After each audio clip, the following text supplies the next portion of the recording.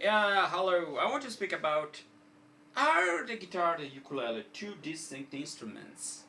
Uh, can you say I started the ukulele 3 months ago if you've been playing the guitar? Actually, you haven't been starting. You haven't been playing the ukulele for 3 months, but for much more because chord shapes are the same without two strings, but just 2.5 notes higher means 5 semitones higher. That means that if you're smart enough to rearrange your fingers, actually if you're playing a G, it becomes a C, and you don't need to play it like this unless you have then something, but you play like this because you have just one finger. Uh, but basically, the F shape becomes the B flat shape, and obviously use this finger rather than this, just because, you know, use is ergonomic. So I would say learning curve not much if you started from a guitar. If I started playing the ukulele and I started playing the ukulele, it takes a little bit more of doing, but you can add some of your knowledge you have on your ukulele. For example, this rhythm pattern. You can also use 4 strings and 6 in some passages to use whatever you know already. And yes, you have to add something that's more guitar-ish, and vice versa, something that's more ukulele-like if you started from the guitar. But you always bring with you your background. So even when I play the guitar,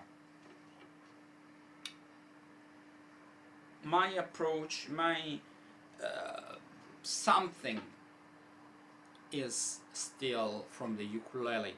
I always think that it's very difficult to keep a staunch, airtight division even among languages. For example, I'm speaking English right now, but I also speak Italian and modern Greek, um, and sometimes I get confused, but never mind. Uh, when I play the mandolin, I started mandolin, it's completely different. So only some strumming pattern and finger picking patterns are movable from the ukulele to the mandolin because it has basically 4 strings. Actually, the mandolin has 8, but it's 4 courses. I mean, strings are doubled. Uh, However much there are ukuleles with double strings, and it's sometimes mandolin, electric mandolin with just 4 strings, not 8. So when I see some people bragging about playing the ukulele, I've been playing for 2 months the ukulele. For Christ's sake, you play the guitar. Give me a break. You cannot compete with people who started from scratch, not having played the guitar. So I would say guitar and ukuleles are basically semantics.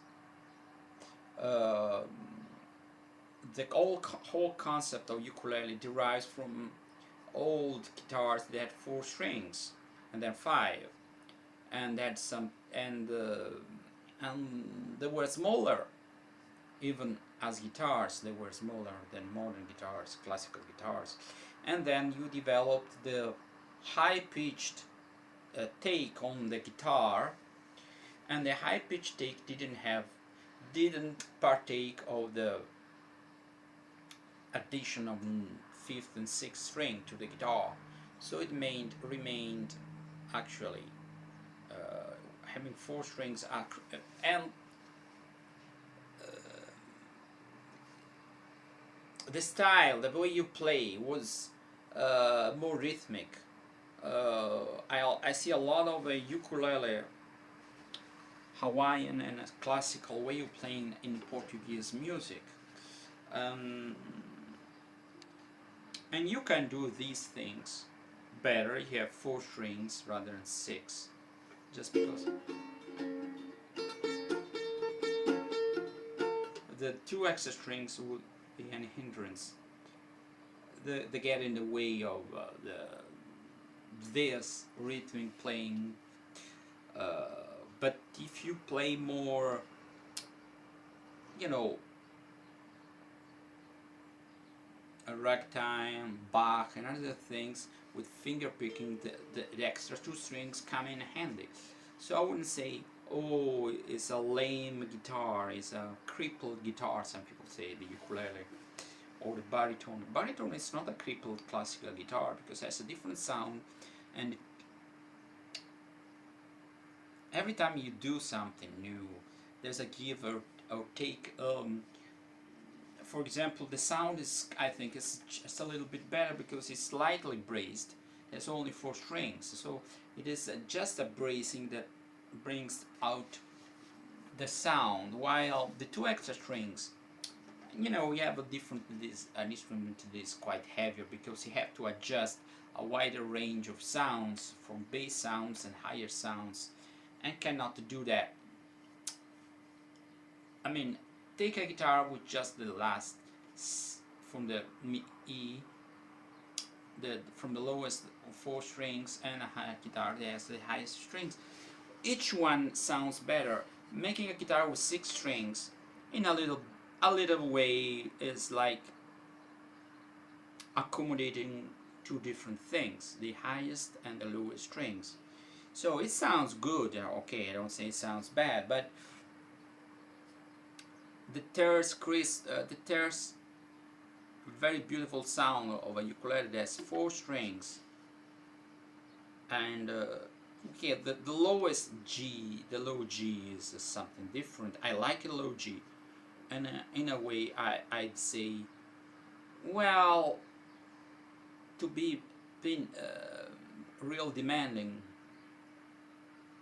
and split hair in 4, you should have a ukulele braced for low G and a ukulele braced and made for high G. Why?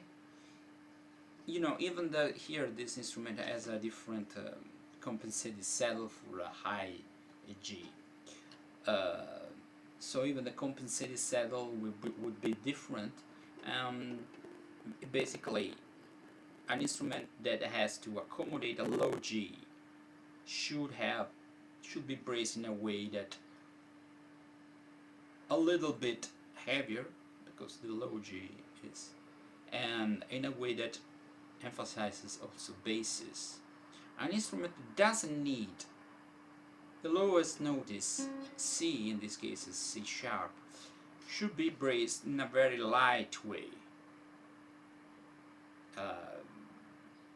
to accommodate highest the sounds, to match the sound the instrument produces. I know this goes against the grain of you know, being practical, being handy, is not convenient for, you know, to sell it. How could you sell? Oh, this is a beautiful instrument. Don't put a low G, or don't put high G.